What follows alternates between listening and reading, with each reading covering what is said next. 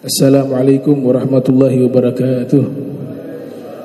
Qala al-musannif rahimahullah wa radiyallahu ta'ala anhu wa ardah wa nafa'ana bihi wa bi'ulumihi wa amadana bi asrarihi wa a'adana min barakatihi fid darain. Radiyallahu ankum alladhi yahrumu bil haidi faqad arba'atun as-sawmu fa idza qata'a dam halal laha sawmu walau qabla al-ghusli. Alhamdulillah, puji syukur kehadirat Allah, salawat salam senantiasa tercurahkan kepada junjungan mulia Nabi tercinta Sayyiduna wa Maulana Muhammad sallallahu alaihi wa alihi wa barak wasallam beserta segenap keluarga beliau, sahabatnya dan umatnya yang senantiasa melaksanakan ajaran beliau hingga akhir masa nanti. Kita masih melanjutkan pembahasan yang lalu, perbandingan tafsiran dari Kiai Haji Soleh Darat dan Syekh Abdul Rauf Singkil. Nah, sebelum ad-dakhil fil bahth, kita masuk ke dalam pembahasan tersebut yang nanti kita akan lihat perbandingan tafsiran suratul Fatihah ya, ayat 4 yaitu Maliki Yaumiddin dan ayat 7. Ayat 7 itu Ihdinas siratal mustaqim sampai akhir. Nah, sebelum masuk ke tafsiran tersebut, kita kenali dulu bahwa suratul Fatihah adalah surat yang sangat istimewa ya, sehingga disebut Ummul Kitab. Disebut Ummul Kitab, induk daripada Al-Quran, itu surat Fatihah. Di dalam kajian ilmu ulumil Quran ada beberapa pembahasan yang disebut ma'rifah makan nuzuli surah wal ayah, mengetahui tempat turunnya surat dan ayat di dalam Al-Quran.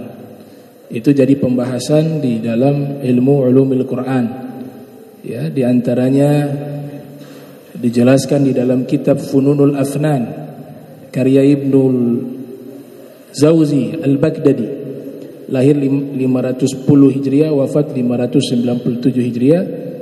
Juga dijelaskan oleh Imam Suyuti yang lahir 849 Hijriah, wafat 911 Hijriah, dalam kitab Al-Itqan fi Ulumil Quran. Juga dijelaskan oleh Imam Zarkashi dalam kitab Al-Burhan fi Ulumil Quran, dan Imam Zarqani di dalam Manahilul Irfan fi Ulumil Quran. Artinya pembahasan mengetahui tempat turunnya surat dan ayat di dalam Al-Quran itu menjadi kajian khusus di dalam bidang ilmu yang disebut Ulumul Quran. Ada yang disebut Al-Hadari wa Safari. Al-Hadari wa Safari artinya wahyu yang Allah turunkan di saat Nabi ada di tempat tinggal, namanya Al-Hadari. Kemudian wa Safari, wahyu yang Allah turunkan di saat Nabi sedang safar, lagi keluar kota, disebut dengan As-Safari. Ulama ahli Al-Quran menyebutkan bahwa wahyu yang terbanyak di saat Nabi ada di tempat tinggal dibanding dengan Nabi ada di luar kota atau di luar tempat tinggalnya. Disebut juga dengan as-soifi wasyita'i, wahyu yang Allah turunkan kepada Nabi di saat musim panas disebut as-soifi. Wahyu yang Allah turunkan kepada Nabi Muhammad di saat musim dingin disebut asy-syita'i. Ya. Sebagaimana dalam Al-Quran, li'ila fi Quraisyin ilafihim rihlatash syita'i was-soif. Asy-syita musim dingin, as-soif musim panas. Nah, para ulama Al-Quran mengatakan wahyu yang terbanyak itu di musim panas yang Allah turunkan kepada Rasul Muhammad SAW dibanding diturunkan di musim dingin. Disebut juga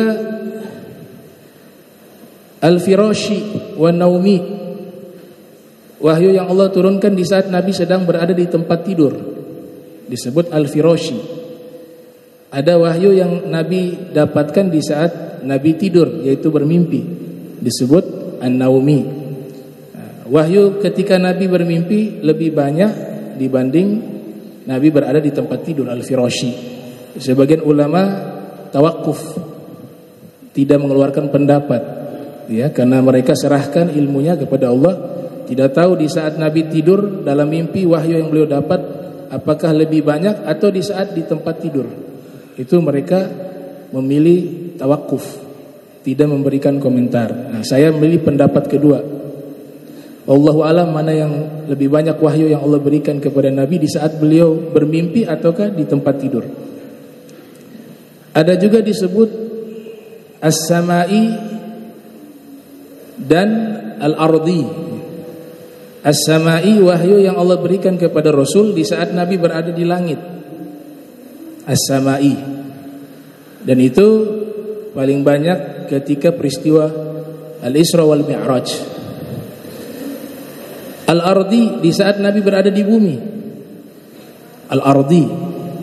Ulama mengatakan al-ardi lebih banyak wahyu yang Nabi terima ketika Nabi ada di bumi dibanding wahyu yang Nabi terima ketika Nabi di langit. Yang di bumi lebih banyak. Kemudian ada juga an-nahari wal laili. Wahyu yang Nabi terima di siang hari dan wahyu yang Nabi terima di malam hari. Nah, Imam Suyuti mengutip dalam kitabnya, juga Imam Zarkashi dalam Al-Burhan mengatakan wahyu di siang hari lebih banyak yang Nabi terima dibanding di malam hari. Nah, ini kajian disebut ma'rifah makan nuzulil as-surah wal ayah. Ada juga yang menyebut ma'rifatu makani nuzulil Quran. Pembahasan kedua, mengetahui tempat turunnya Al-Quran. Itu pembahasannya adalah proses turunnya Al-Quran. Tempat pertama itu ada di mana? Di Lauhil Mahfuz. Turun ke bawah lagi Baitul Izz. Turun Baitul Izz di sama'id dunya, di langit dunia.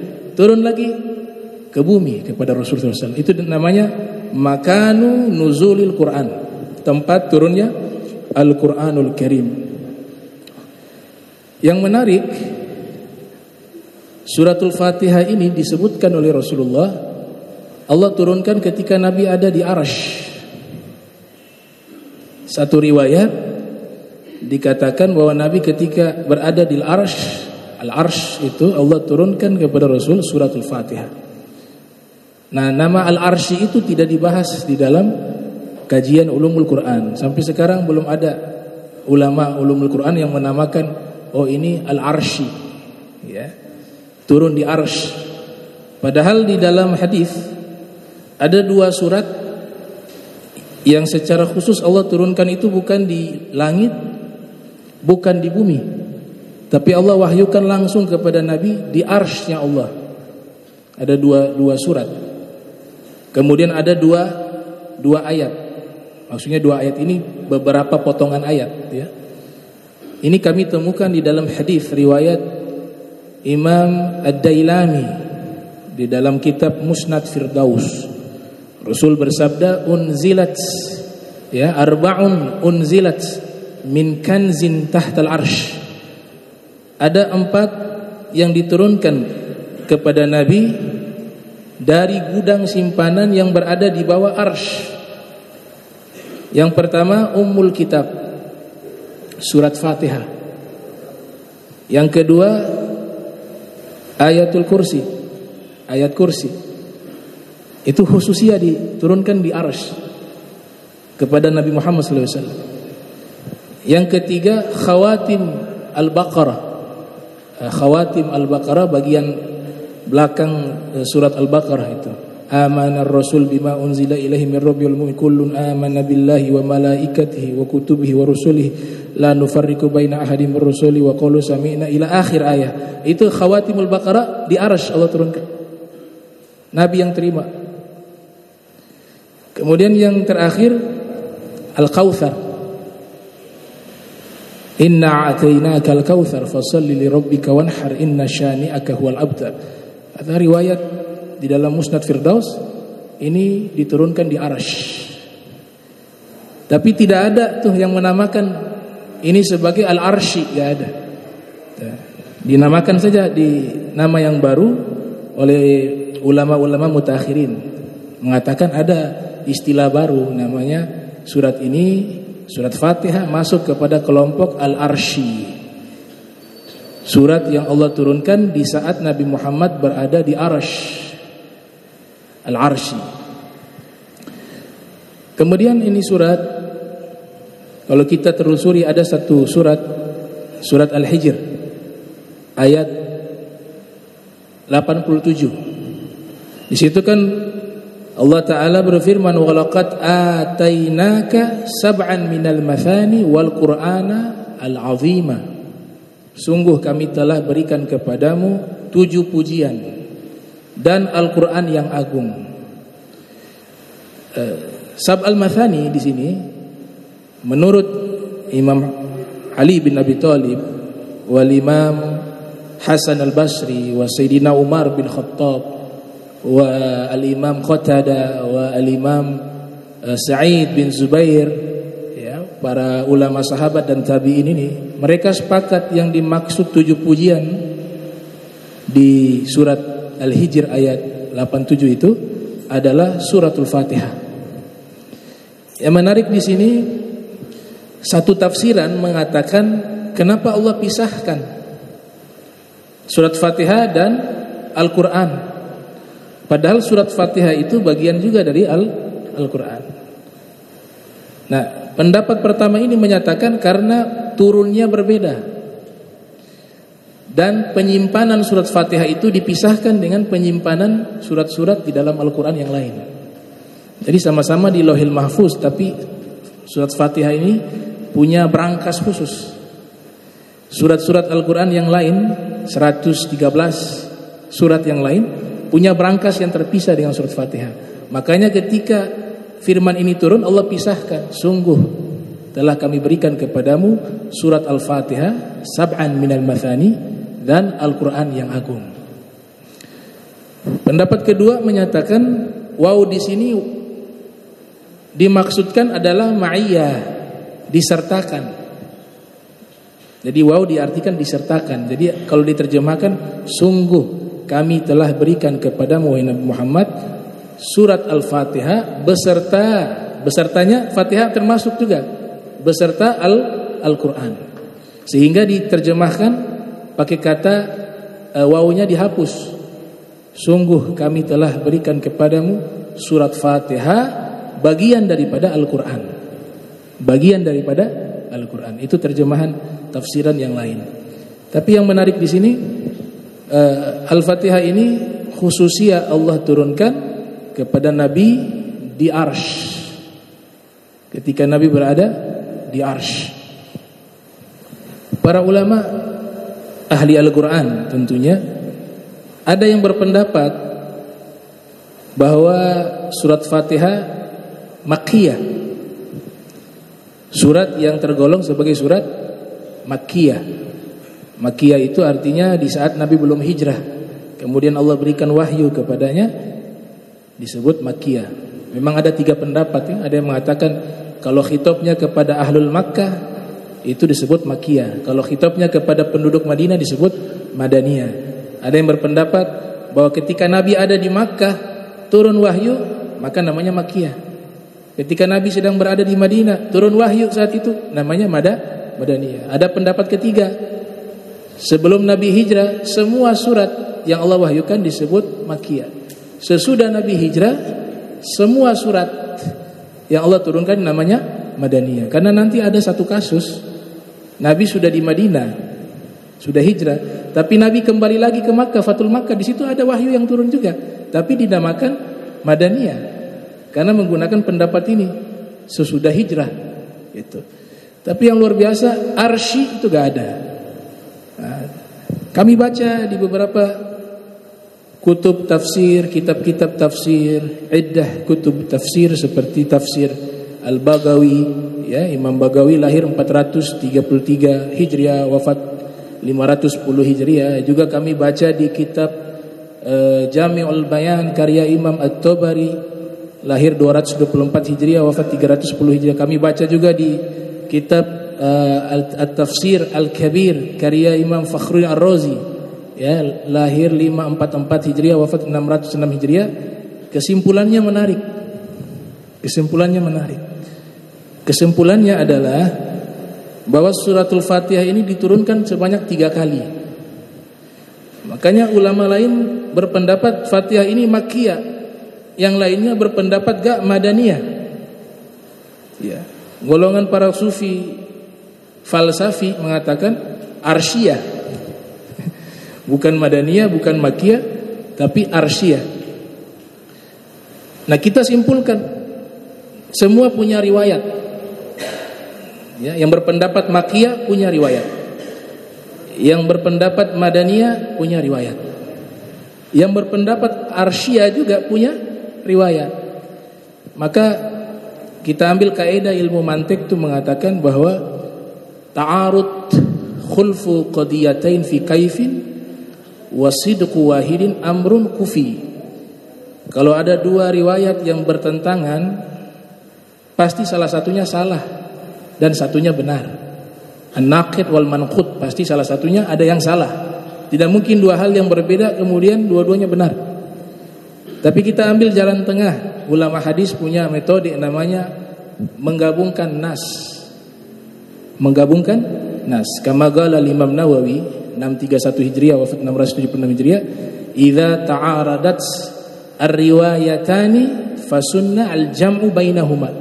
Kalau ada 2 riwayat yang sama kuat, yang penting sama kuat, ya, dzukhtilafin sanadin aw matin muqtaribun inda uhailil fanni wa ma yukhalif thiqatun fihi al-mala fasazzu wal qalbu kismanu tala ibdalu rawin ma birawin kismu wa qalbu isnadin limatin kismu. Kalau riwayatnya sama kuat baru bisa dikompromikan, atau bisa disalahkan pendapat yang satu dibenarkan kalau yang satunya tidak kuat. Tapi kalau 2 riwayat ini sama kuat, gak boleh kita menyalahkan riwayat yang satunya. Maka jalan tengahnya apa? Solusinya digabung. Nah, sehingga ada yang berpendapat bahwa surat Fatihah ini turunnya 3 kali. Kalau turunnya 3 kali, itu solusi. Pendapat pertama mengatakan Makkiyah. Pendapat kedua mengatakan Madaniyah. Pendapat ketiga mengatakan Arsyiyah. Baik, diterima semuanya. Tidak ada yang Makkiyah yang benar, Madaniyah salah, tidak. Tapi yang benar adalah surat Fatihah diturunkan kepada Nabi Muhammad 3 kali. Di Arsy, di Makkah, dan di Madinah. Itu. Nah, ini istimewa. Ya. Tapi kalau antum cari di Al-Quran gak ada tulisan itu. Gak ada Makkiyah, Madaniyah, Arsyiyah, gak ada. Itu khususnya di dalam kitab-kitab naskah ulama-ulama, ya. Ada yang tidak dicetak kitabnya. Ada yang matbu', ada yang gairu matbu'. Nah, ketika Rasulullah SAW ada di Arsy, di situ terjadi dialog antara Allah dengan Nabi Muhammad. Jadi surat Fatihah itu adalah rekaman dialog Allah dengan Nabi. Rekaman dialog Allah dengan Nabi Muhammad. Makanya ada satu hadis riwayat Imam Malik yang lahir tahun 93 Hijriah, wafat 179 Hijriah. Di saat Nabi berdialog dengan Allah, yaqulul abd alhamdulillahi rabbil alamin. Hamba tersebut berkata, di situ tuh hamba yang dimaksud adalah Nabi Muhammad. Yaqulul abd alhamdulillahi rabbil alamin. Segala puji bagi Allah yang menciptakan alam semesta. Yaqulullah, Allah menjawab, hamidani abdi, hambaku telah memujiku. Jadi ini dialog antara Allah dengan Nabi Muhammad, dialog mahabbah, muhawaratul mahabbah, dialog cinta. Jadi kalau kita bayangkan, ini terjadi dialog cinta antara Allah senang dipuji oleh kekasihnya, dan kekasihnya senang memuji kepada kekasihnya. Kekasih di sini Allah dan Nabi Muhammad. Makanya ketika Nabi mengatakan alhamdulillahi rabbil alamin, Allah menjawab hamidani abdi, oh hambaku yang aku cintai memujiku. Kemudian Nabi jawab lagi, yaqulul abd Ar-Rahman Ar-Rahim. Bismillahirrahmanirrahim. Alhamdulillahirabbil alamin. Ar-Rahmanir Rahim. Maha pengasih lagi Maha penyayang. Kata Nabi, yaqulullah, Allah jawab, athna alayya abdi, hambaku ini sudah menyanjung diriku. Hambaku ini telah menyanjung diriku. Nabi jawab lagi, yaqulul abd maliki yaumiddin, sang penguasa di hari pembalasan. Yaqulullah, Allah jawab, majjadani abdi, hambaku telah mengagungkanku, telah memuliakanku. Majjadani abdi. Fayaqul wa yaqul abd, Nabi jawab lagi. Nabi mengatakan, iyyaka na'budu wa iyyaka nasta'in, kepadamulah kami menyembah dan kepadamulah kami meminta pertolongan. Allah jawab, yaqulullah, hadza baini wa baina 'abdi wa li 'abdi ma sa'al. Oh, ini khusus antaraku dengan kekasihku Nabi Muhammad. Hadza baini wa baina 'abdi wa li 'abdi ma sa'al, dan untuk hambaku ini apa yang dia minta aku akan berikan. Yaqulul abd, Nabi jawab lagi, ihdinas siratal mustaqim siratal ladzina an'amta 'alaihim ghairil maghdubi 'alaihim waladdallin. Kemudian Allah menjawab, Nabi menjawab, yaqulul abd, ya, yaqulullah, Allah menjawab setelah Nabi mengatakan ihdinas siratal mustaqim sampai akhir ayat 7 suratul Fatihah. Allah mengatakan fi riwayah, haula li'abdi wa li'abdi ma sa'al.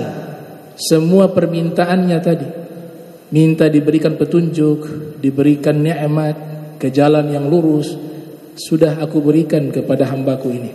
Dan untuk hambaku ini Nabi Muhammad, semua yang dia minta aku akan berikan. Ini dialog di Arsy, hanya Nabi dengan Allah, gak ada yang ketiga, tidak ada makhluk di situ, hanya Allah dan Nabi Muhammad. Makanya ini konsep surat Fatihah ini sebenarnya rekaman dialog antara Allah dengan Nabi Muhammad.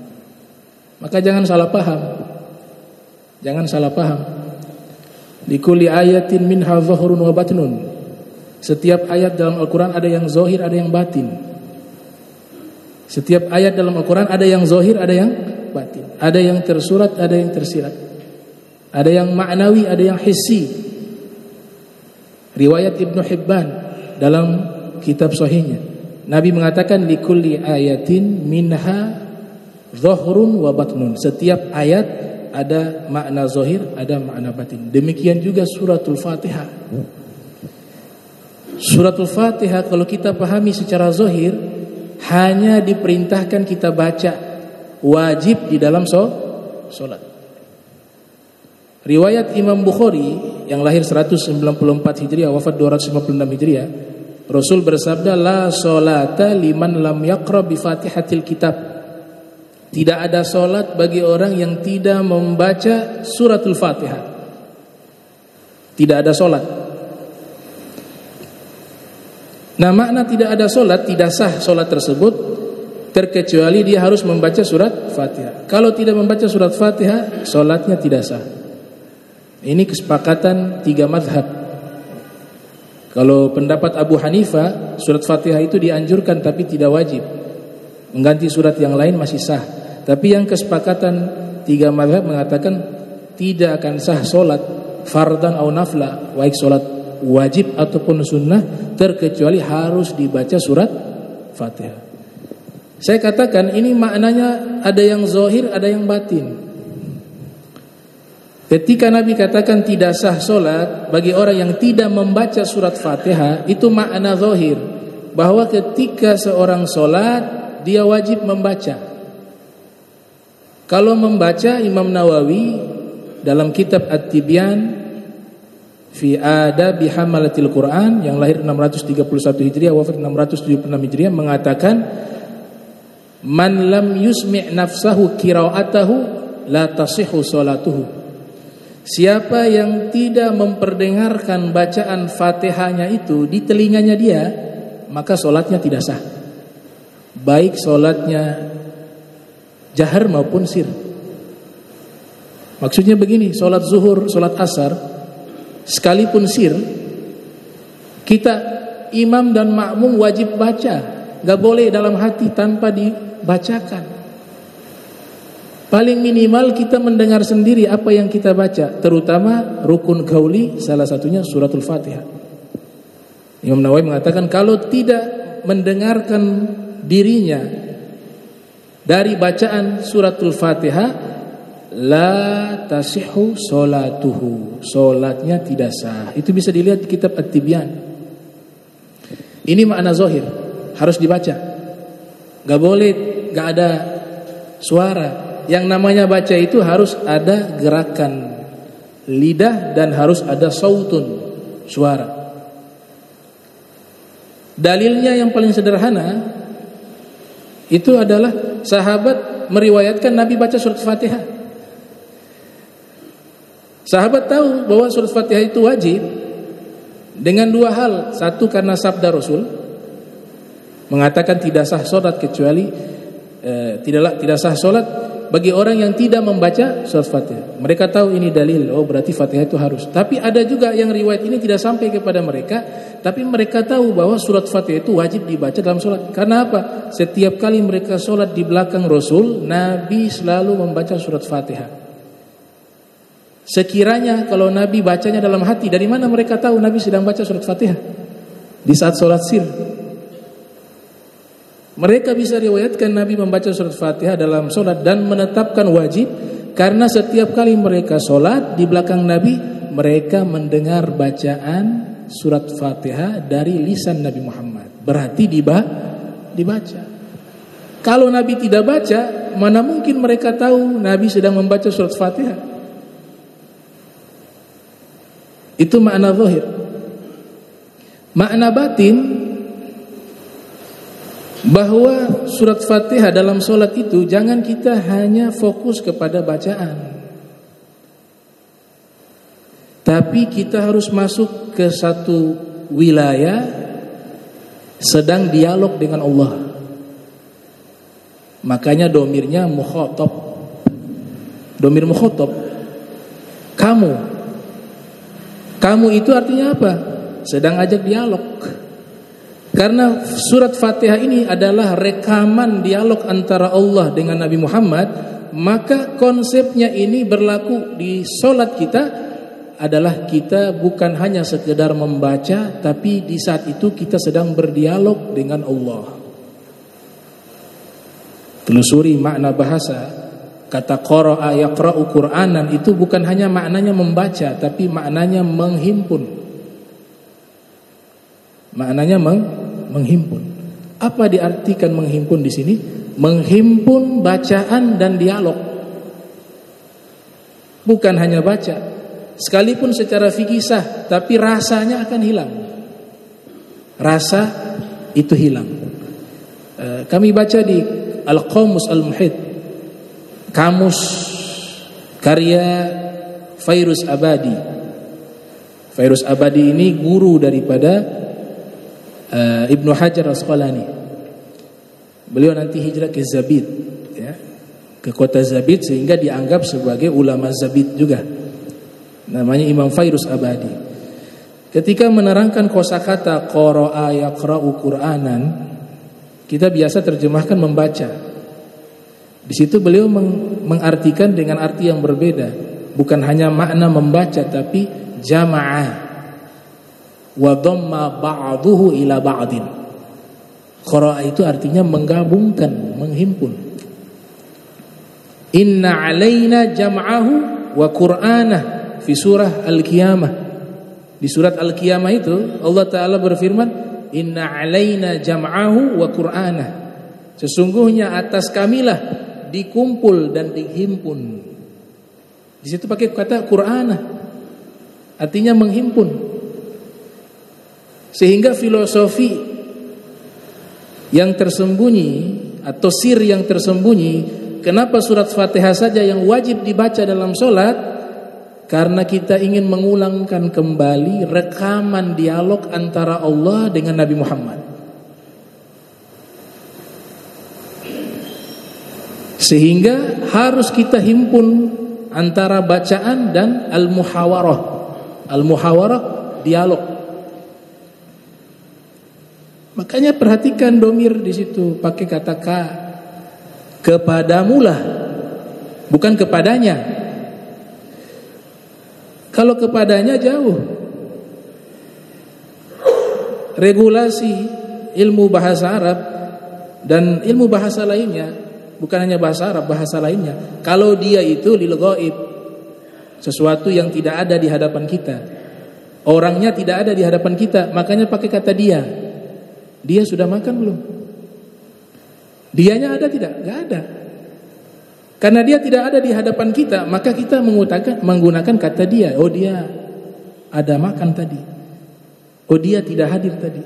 Tapi ketika orangnya hadir di depan, bermusyahadah, saling menatap, melihat, maka yang digunakan kata kamu. Kamu sudah makan belum? Kamu sudah tidur belum? Itulah konsep surat Fatihah dalam sholat. Mukhatab, muhawarah. Jadi konsepnya dialog. Al-Imam Ja'far As-Shadiq Ibn Muhammad Al-Baqir bahkan mengatakan laqad tajalla Allahu fi khalqihi fi kalamih walakinnahum la yubsirun. Al-Imam Al-Azim Al-A'zam ya. Al-Imam Ja'far bin Muhammad Al-Baqir lahir 83 Hijriah, wafat 148 Hijriah, mengatakan laqad tajallallah, sungguh Allah itu menampakkan dirinya li khalqihi, di hadapan makhluknya, fi kalamihi, di saat terjadi dialog, di dalam firman-Nya. Firman Al-Quran itu adalah isi dialognya Allah, isi aturannya Allah, isi sirah as-salifah, kisah-kisah masa lampau. Isinya adalah al-akhbar al-mustaqbalah, informasi masa depan. Masa depannya gak tanggung, alam semesta hancur, informasinya ada dalam Al-Quran. Buku-buku iptek, kitab suci terdahulu gak mampu mengungkap itu. Al-Quran yang mampu menjelaskan secara spesifik. Ya. Sehingga di kitab-kitab terdahulu masalah Dajjal, Imam Mahdi itu, kalau Imam Mahdi masih ada isyarat-isyarat, tapi tidak secara sharih. Masalah Dajjal diceritakan secara spesifik itu hanya lewat apa? Hadis Rasul. Nabi-nabi terdahulu belum ada yang bisa menjelaskan tentang Dajjal. Yang mampu menjelaskan Dajjal itu hanya Nabi Muhammad sallallahu alaihi wasallam.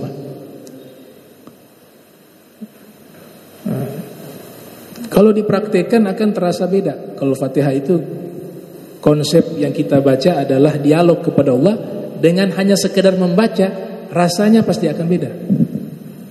Zauknya itu beda. Makanya itu jadi satu ilmu yang diajarkan oleh Nabi Muhammad sallallahu alaihi wasallam. Nabi selalu mengatakan dengan bahasa yang sangat tinggi ya, al-ihsan an ta'budallaha ka'annaka tarahu fa in lam takun tarahu fa innahu yarak. Kau kalau ibadah, ya, kata Nabi, ihsan itu adalah konsep tertinggi yang melahirkan buah namanya irfan. Al-ihsan itu bagaimana? Kau beribadah kepada Allah seakan-akan kau melihatnya. Kalau kau tidak mampu, hadirkan dalam hati bahwa dia melihatmu. Itu kan konsep dialog. Harus menghadirkan Allah seakan-akan di depan. Makna menghadirkan Allah bukan menghadirkan wujudnya. Kita dilarang mewujudkan Allah. Ya, bagaimana mungkin kita mampu mensifati Allah dengan wujud, dengan bentuk fisik, tajsim atau tashbih, dengan mensifati, gak bisa. Wah, surga saja ketika ditanya, surga makhluk. Ditanya kepada Nabi Muhammad, surga itu bagaimana ya Rasulullah? Kata sahabat, Nabi mengatakan, ma la ainun ra'at wa la udhunun sami'at wa la khatar al-qalbil bashar. Surga itu tidak pernah dilihat oleh mata, tidak pernah didengar oleh telinga, dan tidak akan bisa terlintas dalam benak manusia. Kalau surga saja tidak bisa diungkapkan secara deskriptif sifat-sifatnya, padahal surga makhluk, bagaimana yang menciptakan surga? Jadi makanya dilarang oleh Nabi, dan ini akidah ahli sunnah wal jamaah, melarang berpikir akan wujudnya Allah. Allah itu bagaimana ya? Apalagi sudah menggiring masyarakat, menggiring umat, mengimajinasikan Allah berdasarkan firman. Allah punya mata, Allah punya tangan. Matanya Allah bagaimana? Tangannya Allah bagaimana? Dilarang oleh Nabi Muhammad, bukan oleh ulama. Tafakkaru fi ayatillah wa fi riwayah fi khalqillah wa la tafakkaru fi dzatillah. Enggak boleh kalian berpikir zatnya Allah, enggak boleh. Yang diizinkan kalian merenungkan, berpikir ciptaan-ciptaan Allah, bukan kalian berpikir akan zatnya Allah. Kemudian Nabi tutup, karena akal kalian tidak akan mampu. Surga, Nabi katakan, ma la ainun ra'at wa la udhunun sami'at wa la khatar ala qalbil bashar. Surga, gak pernah mata itu melihat, telinga gak pernah mendengar, imajinasi manusia gak bisa mengungkapkan fisiknya surga. Kalau surga gak bisa diungkapkan dengan imajinasi, bagaimana Allah subhanahu wa ta'ala. Makanya jangan salah faham, makna al-ihsan itu bukan menghadirkan wujudnya Allah, tapi menghadirkan bahwa Allah itu tahu kita ada. Allah itu kita hadirkan rasa, sedang berdialog dengannya, sedang menghadap dirinya, bukan menghadirkan fisiknya. Nah, ini konsep al-muhawarah, konsep dialog. Nah, kemudian kita masuk di tafsiran surat Fatihah ayat 4, Maliki Yaumiddin. Ya. Sengaja ambil hanya beberapa ayat karena biar tidak panjang. Maliki Yaumiddin atau Maliki Yaumiddin. Kita bandingkan tafsiran dari Kiai Haji Soleh Darat.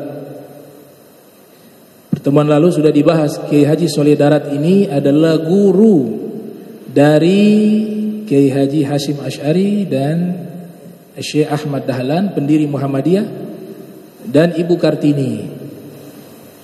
Ini guru namanya Kiai Haji Soleh Darat, lahir di Jepara tahun 1820 Masehi, meninggal di Semarang dan mukim di Semarang. Meninggal tahun 1903 Masehi.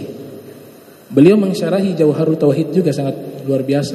Kitab akidah Jauharut Tauhid disyarahi oleh beliau. Dan beliau orang pertama yang menterjemahkan dan menafsirkan Al-Quran menggunakan bahasa Jawa. Beliau orang pertama. Nah, beliau metodologi tafsirannya ini at-tahlili wal isyari, mengurai ya setiap lafaz-lafaz dengan makna yang global, kemudian menggunakan metodologi penafsiran para sufi. Jadi berbau sufistik tafsiran beliau. Beliau ketika mengartikan Maliki Yaumiddin, ada dua qiraah ya. Ada Maliki Yaumiddin, ada Maliki Yaumiddin. Kalau kita sebenarnya qiraahnya itu Maliki Yaumiddin panjang.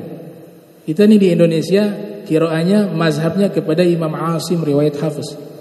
Imam Asim bacanya Maliki Yaumiddin, mat dipajak panjang, Maliki Yaumiddin. Imam Asim dan Imam Kisai bacanya Maliki Yaumiddin.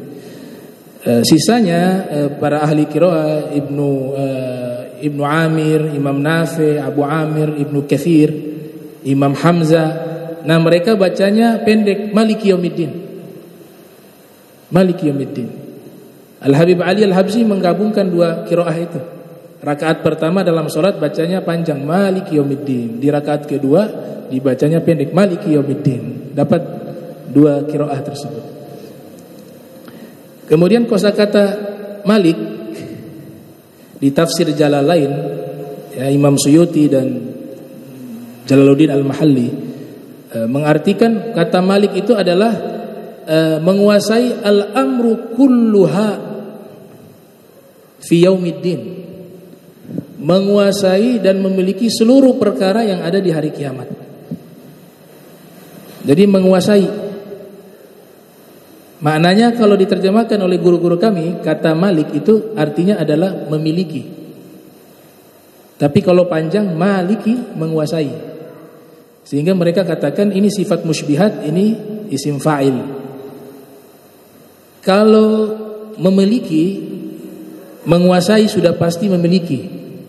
Makanya Malik itu otomatis maknanya juga maliki.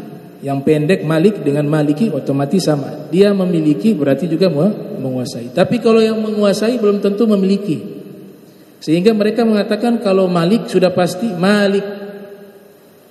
Kalau Malik yang panjang belum tentu Malik.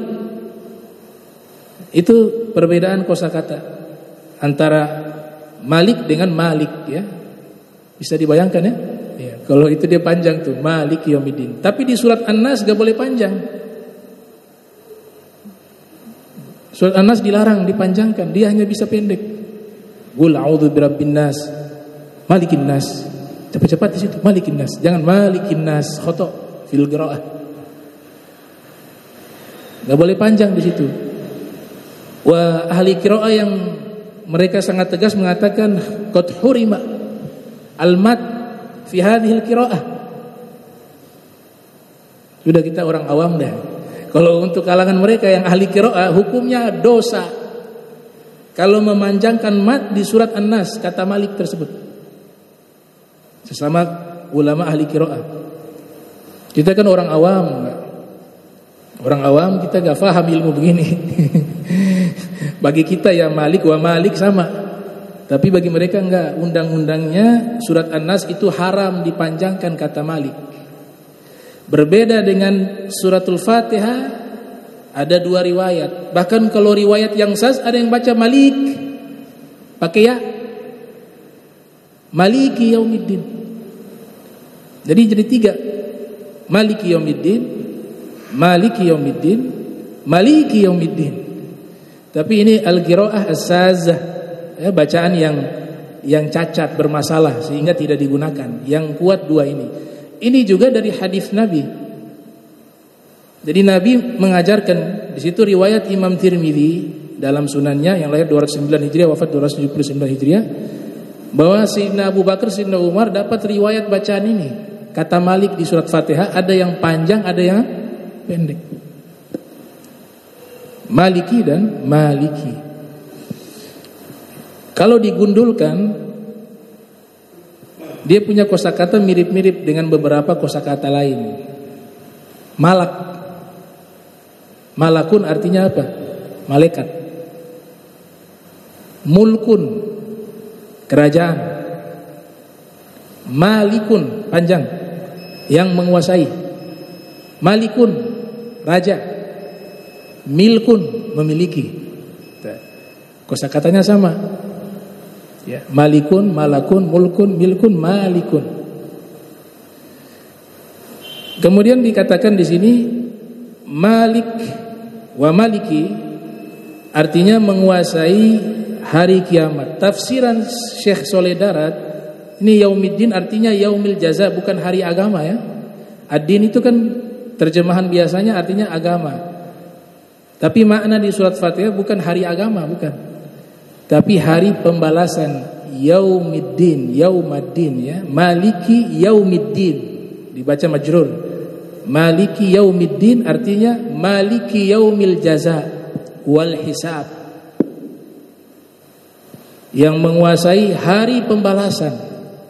Syekh Shalih Darat menafsirkan artinya adalah Allah berkata kepada seluruh manusia yang hadir di yaumil qiyamah, saya Allah. Ini tafsirannya beliau. Saya Allah yang akan menghukum di hari esok, di hari kiamat. Ini tafsirannya paling susah. Susahnya kenapa? Pakai bahasa Jawa. Jadi saya harus lapor ke guru saya yang bisa bahasa Jawa, tolong saya ini tafsirannya bagaimana nih? La adri la afham. Ustadz Mina Nur Rahman, tolong nih.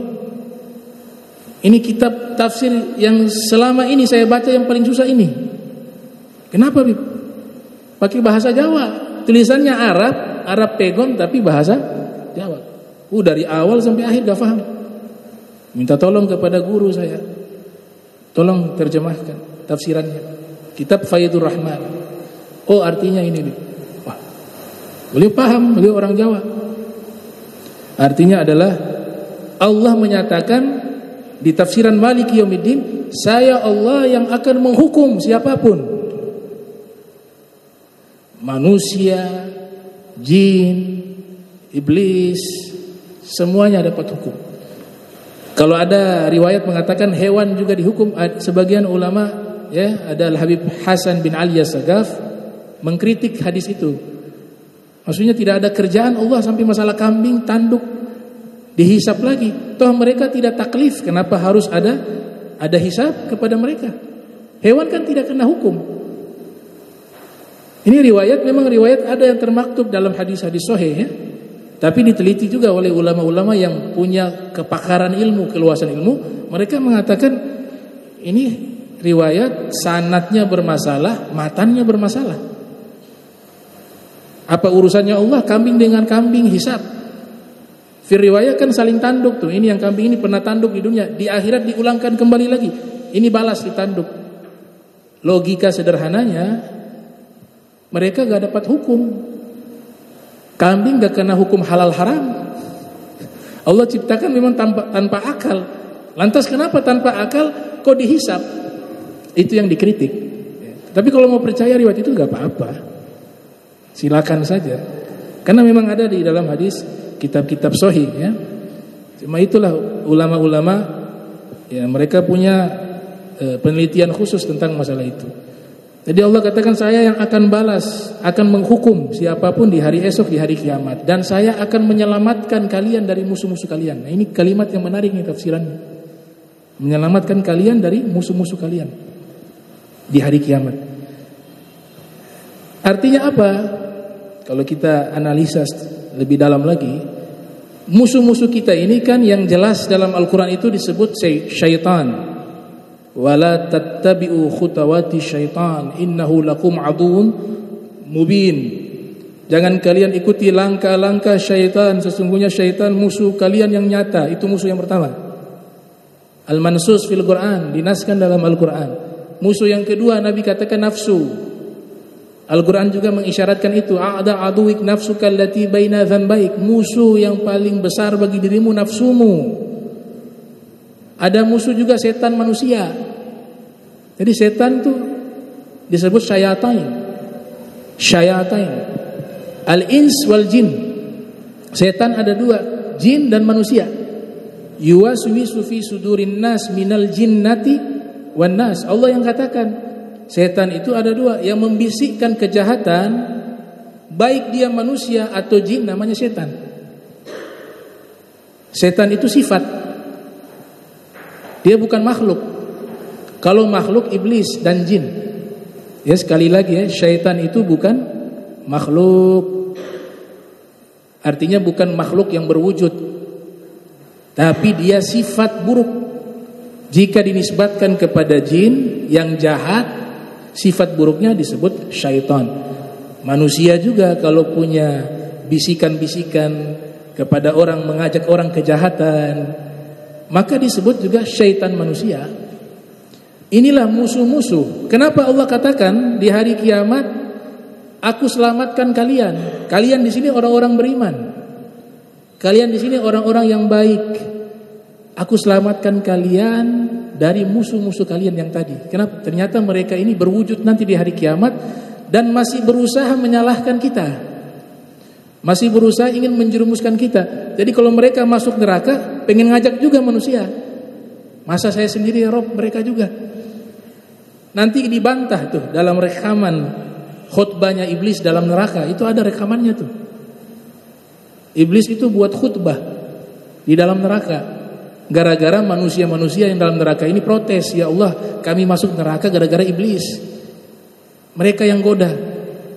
Iblis minta izin, ya Rob, saya mau keadilanmu. Ini mereka masuk neraka karena mereka ini, bukan saya. Kenapa saya dikambing hitamkan? Izinkan saya berpidato. Di pidato di situ mengatakan, wahai, dalam tafsir disebutkan, tafsir Baydawi, wahai manusia ahli neraka, kalian masuk neraka bukan gara-gara saya hanya ngajak, tapi kalian yang terima. Saya memang tugas visi misinya ngajak, tapi seandainya kalian tidak mau, pasti tidak akan mungkin saya akan punya kemampuan memaksa kalian jahat, kata Iblis begitu. Saya tidak punya kemampuan maksa kalian jadi jahat, tidak, hanya ngajak.